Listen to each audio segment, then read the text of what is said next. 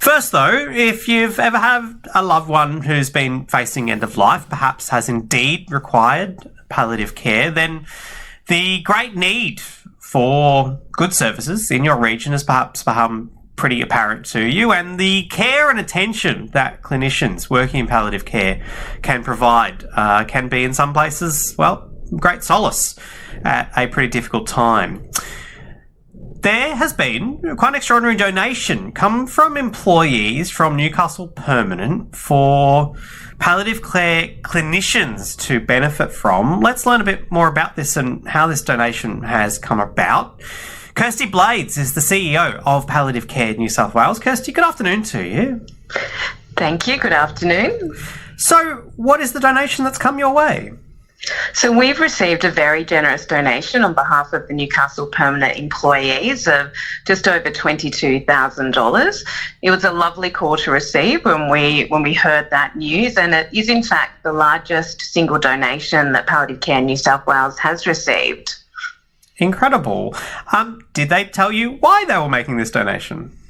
They did indeed, and it's a really great story, and in recognition of the outstanding palliative care service and support that an employee of theirs had received. So Penny had worked at Newcastle Permanent for more than 25 years, and this was a way that her colleagues and friends and family wanted to honour her memory.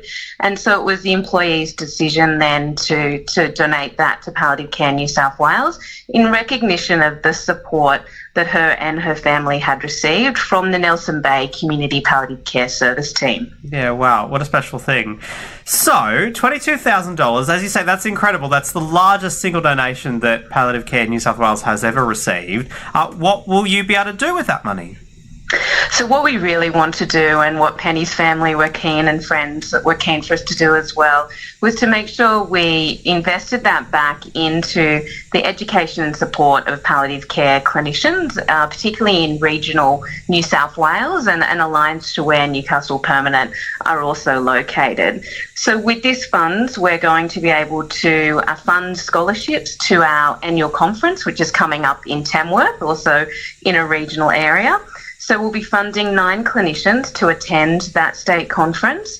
And in addition, we're going to be supporting the clinicians at the Nelson Bay service around some additional scholarships for additional conferences in the future, but also from a self-care and wellbeing perspective, which is incredibly important, that we also ensure that our nurses and the palliative care teams are also looking after themselves. Yeah. So, Kirsty, give us some insight into some of those careers, and in some cases very much vocations, for those clinicians that are working in palliative care. What does that entail?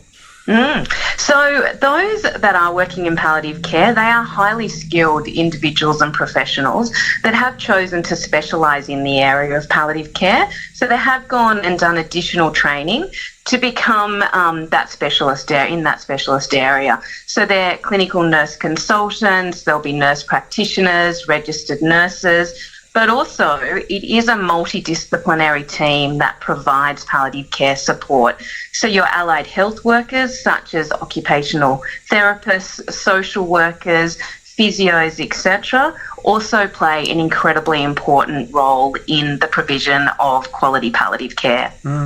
And so by being able to provide these scholarships and these professional development opportunities, what do you hope for those clinicians that will sort of get to sort of seek that step further in their career and their professional development? Yeah, absolutely. Well, we know that conferences can be such powerful platforms for that learning, sharing of information, and really importantly, connecting with your peers across the state. Often we're just working within our own world that we operate in, and it's really nice to step outside that and then be inspired and motivated by what others are doing and achieving. And there are fantastic things that are occurring in palliative care across New South Wales, and often there could be a program, initiative that another service may be running that could solve a challenge that you're having in your local area as well. So we really see this as a key opportunity for that learning, that connection, and maybe solving some challenges that are happening in any of these local areas at the moment. Now, these scholarships very much open to clinicians working in palliative care in the Hunter New England local health district. So I dare say you'll be disseminating that information through your channels. But just in case someone's listening going, well, hang on a minute, that's me. I'd like to know more. How can people get involved and make sure they get their applications in time? Absolutely. So if you go to our website, palliativecarensw.org.au, and on our latest news page, you will find this information and a link to apply for one of these scholarships. We're keeping it open until Friday, the 4th of October, and then we'll advise people shortly after that so they can get ready for the conference in Tamworth, which is from the 31st of October to the 2nd of November. And Kirsty, if I can ask you just more broadly, how are we going when it comes to the provision of palliative care, both, I suppose, in the Newcastle Hunter region, but more broadly in regional New South Wales at the moment? Look, there's always room for improvement. We absolutely know with palliative care that that terminology of a postcode lottery is definitely a thing. And so it's not always equal. That equitable access to palliative care is not the same across all of New South Wales. And certainly in rural and regional areas, it can be even more challenging to access palliative care. When it comes to Newcastle, you do have some great services operating in Newcastle. So one of the major service providers is the Cavalry Mater Newcastle Hospital, which also has the Mercy Hospice. You've got John Hunter Hospitals, Belmont and Tomaree Hospital with inpatient palliative care services. And then you've got specialist palliative care community services available in Nelson Bay, the Hunter Valley, the West Lakes in Toronto and Maitland Dungob.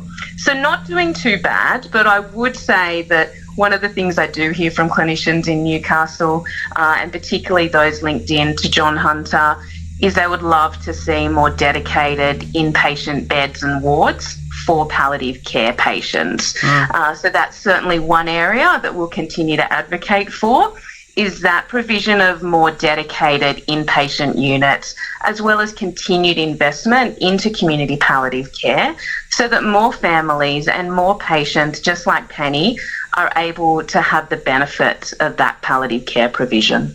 And when you're talking about having those inpatient beds, say at the John Hunter Hospital, is that just the thing? It does, when we're talking about that particular service and that type of service, it has to be within a hospital setting?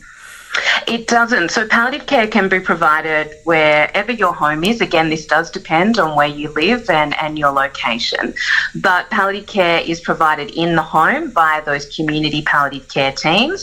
It's provided in the hospital, so specialist palliative care teams who will come to particular wards and beds and provide that palliative care service into those patients, as well as in residential aged care, which is your home as well. So it's provided in a range of those locations where you live, and that is the goal, is that people are able to access palliative care in their location of choice. And so ultimately, who's it up to sort of improve that access and include those, increase those services? Ultimately, it is part of New South Wales Health's responsibility, and this is the work that we continue to do, working with New South Wales Health and advocating for continued funding into the provision of palliative care across the state. Well, really happy to highlight that need and that desire, and certainly really great to celebrate the donation from Newcastle Permanent employees to Palliative Care New South Wales to continue that work. So thank you so much, Kirsty. Thank you, and thank you again to Newcastle Permanent and the employees. It's such a generous donation and we really appreciate it. Kirsty Blade, CEO of Palliative Care New South Wales. So it's the employees, of Newcastle Permanent that have come together and made that donation in honour of their colleague Penny. It is ABC Newcastle. Paul Culliver with you.